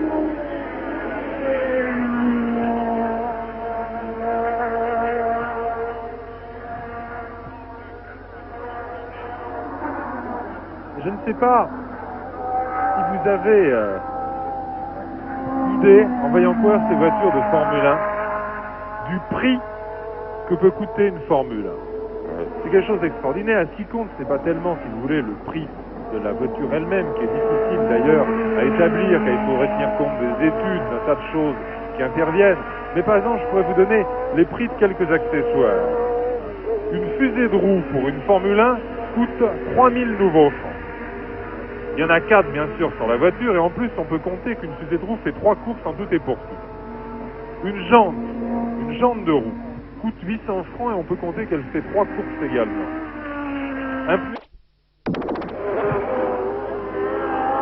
Pierce Courage est devant. Voilà, Pierce Courage a repassé Graham Hill.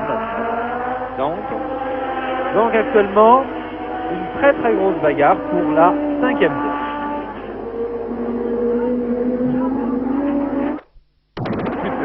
Pour l'instant uniquement au Canada et aux États-Unis, comme leur nom l'indique, et qui sont disputés avec des voitures biplaces qui sont carénées avec des moteurs de 7 types de cylindrées, qui ne sont pas très très éloignés finalement des Speeder Matra tels que ceux que vous avez vus aux 24 heures du Mans, avec des moteurs bien sûr beaucoup plus gros.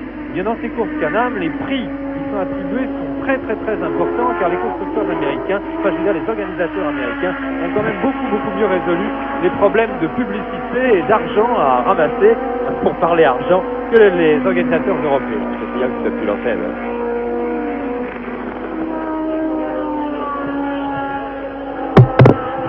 Là vous avez toujours sur votre écran la lutte entre Pierce Courage et Graham Hill pour la 5e place.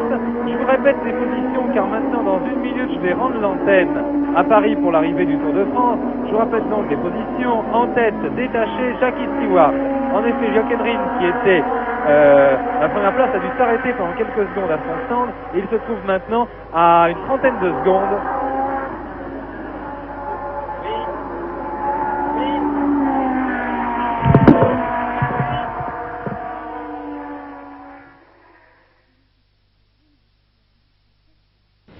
Eh bien, merci Stéphane Collaro. Nous vous coupons un petit peu sec, comme l'on dit, mais nous vous retrouverons tout à l'heure, car en effet, nous retournerons à Silverstone pour l'arrivée de ce Grand Prix d'Angleterre.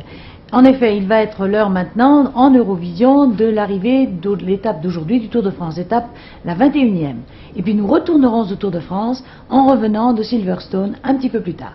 Donc maintenant, nous donnons la parole à tous les commentateurs du Tour de France, là où vous savez que nous devons les retrouver.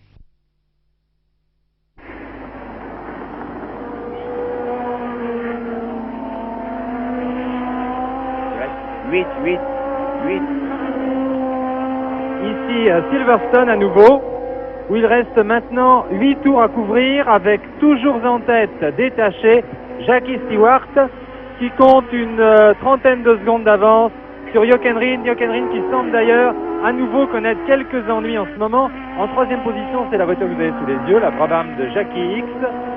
En quatrième position, la McLaren de Bruce McLaren. En cinquième position, Graham Hill qui a réussi à prendre le meilleur sur Pierce Corrège. Il faut dire que Pierce Corrège a un aileron qui s'est détaché et Jochen Rindt s'arrête à nouveau à son stand. Je disais qu'il semblait avoir quelques ennuis. Eh bien, il s'arrête à nouveau à son stand. Est-ce qu'il va perdre à 7 tours de la fin? Est-ce qu'il va perdre le bénéfice de la deuxième place? Ah oui, il semble là que ce soit sérieux puisque l'on annonce une panne d'essence. Panne d'essence. C'est une panne d'essence. C'est simplement une panne d'essence pour Jochen Rindt. Alors là, Monsieur Chapman, les calculs n'ont pas été faits avec toute la...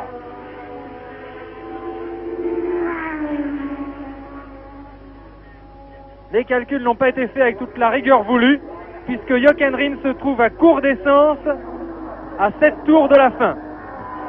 On est donc obligé de remplir à nouveau son réservoir. Et est-ce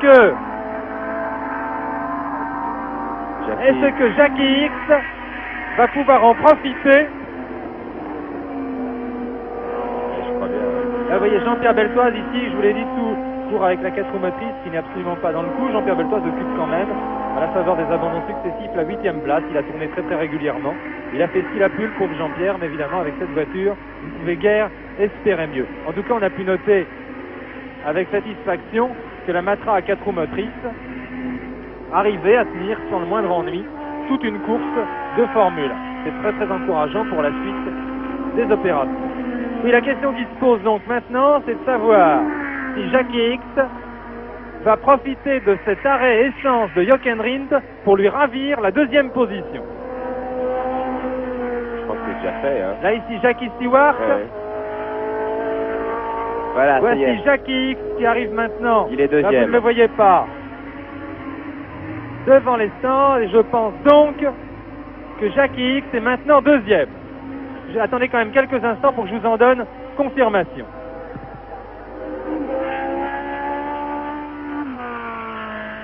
Quant à Jackie Stewart, il va lui vers son 5e succès de la saison en Grand Prix. Jackie X est deuxième. Jackie X est deuxième et Jochen Rindt troisième maintenant. Non, quatrième parce que Bruce McLaren est passé aussi. Et même quatrième parce que Bruce McLaren a dû passer également. Ah, pauvre Jochen Rindt, décidément là. Et là, il était reparti. Oui, il est quatrième.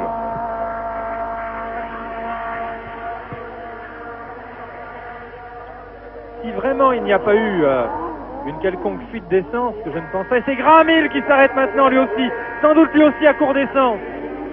Sans doute lui aussi à court d'essence, les calculs ont dû être exactement les mêmes pour la voiture de Jochen Rindt et pour la voiture de Graham Hill, et par conséquent, il est probable que Graham Hill se trouve lui aussi à court d'essence. McLaren est donc troisième. Ah bah décidément, Colin Chapman, un des grands cracks de la Formule 1, là, a commis une erreur de jugement. Remarquez, ça arrive. Et oui, voilà. Graham Hill également à court d'essence. Il y a eu une grave erreur, là, chez Lotus, dans les calculs de consommation des voitures, puisque les deux voitures... Il y a Stiffert aussi, là, qui s'arrête brusquement. Les deux voitures sont obligées de s'arrêter pour ravitailler en essence à quelques tours de la fin. Ça y est, Graham Hill repart. Il est reparti. Voilà, Graham Hill est reparti, mais Graham Hill est reparti là maintenant derrière Pierce Corrège et derrière également Joe Stiffert. Graham Hill occupe donc maintenant la 7e position. Ah, c'est quand même une panne. Je sais que ce n'est pas la première fois que ça arrive, une panne d'essence dans un Grand Prix. C'est déjà arrivé à plusieurs reprises. D'ailleurs, pas la première fois que ça arrive chez Lotus. Car je me rappelle, c'était arrivé à Jim Clark, alors qu'il était en tête, je crois, d'un Grand Prix d'Italie. À Monza. C'est arrivé à Jim Clark à Monza. C'est également arrivé d'ailleurs à Jackie Stewart, que vous voyez là sur votre écran. Il était d'ailleurs arrivé à quelques tours, je crois, dans le dernier tour du Grand Prix de Belgique, alors qu'il avait absolument course gagnée l'an dernier. L'an dernier ou il y a 2 ans? C'est l'an dernier? L'an dernier. L'an dernier.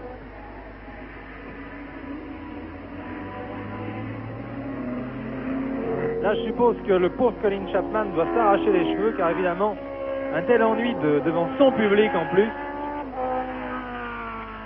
ça c'est difficile à avaler. Donc actuellement, si Jackie Stewart, pour lequel il n'y a aucun problème, occupe toujours la première place, un tour devant tout le monde d'ailleurs, eh bien c'est Jackie X qui se retrouve en 2e position. Jackie X qui a fait aujourd'hui encore une course éblouissante. Et Joe Seifert s'arrête à son Lotus tour. aussi. Joe Seifert, c'est également une Lotus. Est-ce que c'est aussi une panne d'essence pour Joe Seifert?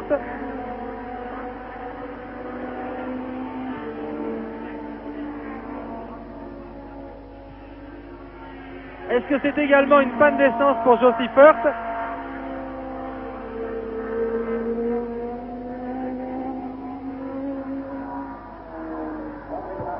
Ça c'est difficile à dire, tandis que nous n'avons pas de gros plan. Joe Seifert et que nous sommes assez éloignés.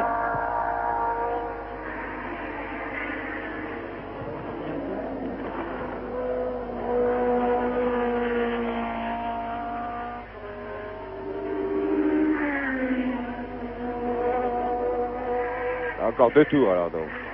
Jackie Stewart lui se trouve à 2 tours de la fin. Jackie X ici est en 2e position après les arrêts pour panne d'essence de Jochen Rindt. Pierce Courage lui occupe la 4e position. Non, Pierce Courage occupe la 5e position. Attendez, je vais vous donner un classement précis. Ne nous énervons pas avec tous ces arrêts, etc. Il suffit de mettre un petit peu d'ordre dans ces idées. Donc en tête Jackie Stewart, pas de problème. En 2e position Jackie X, aucun problème. Chris Amon a réussi à passer aussi, il est 3e. Jochen Rindt lui occupe la 4e position. Je disais Chris Amon, excusez-moi, depuis le début je le confonds avec Ross McLaren. J'espère que vous m'en tiendrez pas trop rigueur. C'est vraiment un lapsus idiot. Donc Ross McLaren occupe la 3e place. Jochen Rindt, lui, malgré son arrêt, occupe la 4e position. Pierce Courage occupe la 5e place. Non, Seifert occupait la 6e place, mais il vient de s'arrêter. Par conséquent, c'est Graham Hill qui doit être en 6e position. Vous voyez, décidément, c'est une fin de course à rebondissement. Plus qu'un tour pour Jackie Stewart. Rindt, lui, qui est en grosse difficulté, il a des ennuis de moteur en plus, vient de se faire doubler par Pierce Courage. Pierce Courage vient donc prendre à quelques tours de la fin la 4e position. Décidément, quelle fin de course à rebondissement. Jackie Stewart en tête, Jackie X 2e, 3e Ross McLaren, 4e maintenant Pierce Courage, 5e le grand animateur de la course Jochen Rindt, et 6e, le tableau affiche toujours Joe Seifert, mais je pense que le 6e doit être Graham Hill.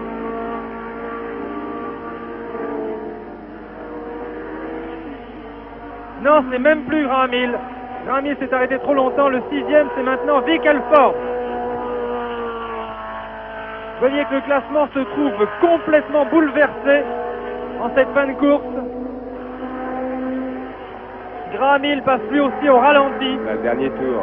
Quand Stewart arrive, c'est la fin. C'est le dernier tour en tout cas pour Jackie Stewart, qui s'en va là vers son 5e succès en 6 courses.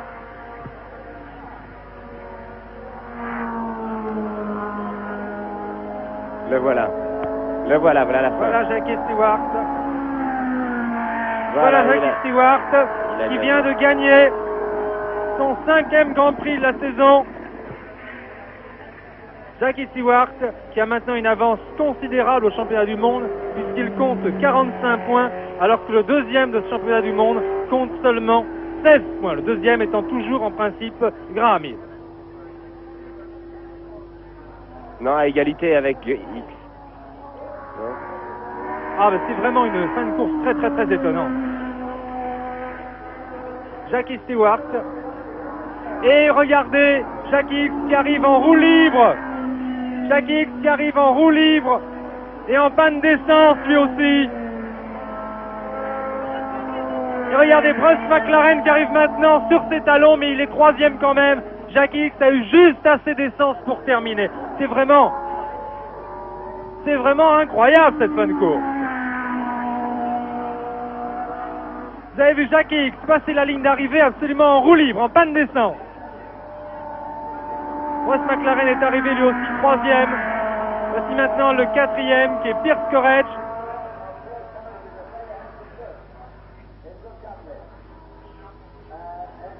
Quatrième qui est Pierce Courage. On attend Jochen Rindt qui doit occuper la 5e position normalement. S'il arrive à terminer ce Grand Prix, puisqu'il paraissait lui aussi en grosse difficulté.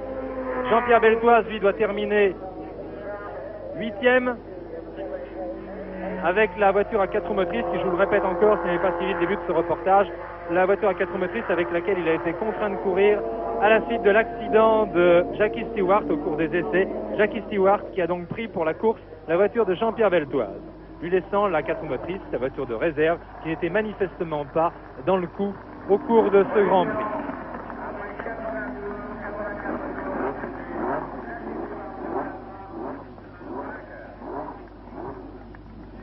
Eh bien, on opère là-bas une petite modification au tableau d'affichage que j'avais sous mes yeux.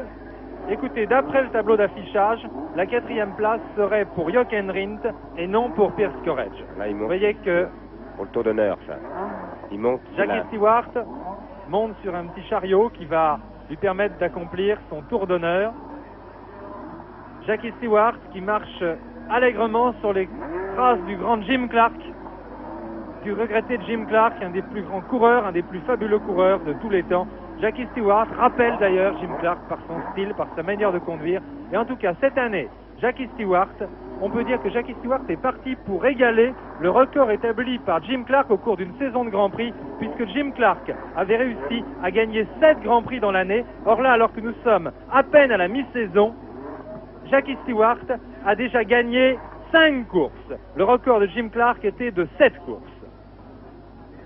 Jackie Stewart, donc, qui pourra difficilement cette année être menacé pour le titre de champion du monde. Le pauvre Jean-Pierre Beltoise qui aurait bien aimé et qui espérait se battre pour terminer à la 2e place de championnat du monde, eh bien aujourd'hui évidemment a perdu toutes ses chances de marquer des points en étant contraint de disputer ce Grand Prix de Grande-Bretagne avec la Matra à 4 roues motrices qui n'est pas encore suffisamment au point pour se mêler à la lutte des premiers.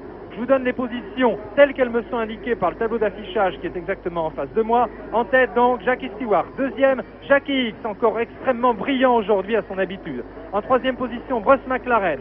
En 4e position, Jochen Rindt. En 5e position, Jochen Rindt, un des grands animateurs de cette course, qui a été contraint à s'arrêter une première fois, puis ensuite, alors qu'il était, semble-t-il, assuré de la 2e place, a été obligé de ravitailler pour panne d'essence. En 5e position, Pierce Courage, et en 6e position, Vic Elford. Ces 6 pilotes seront les seuls à marquer des points au championnat du monde dans ce Grand Prix de Grande-Bretagne. Eh bien, c'est sur ces images d'un nouveau triomphe de Jackie Stewart que nous allons rendre l'antenne à Paris.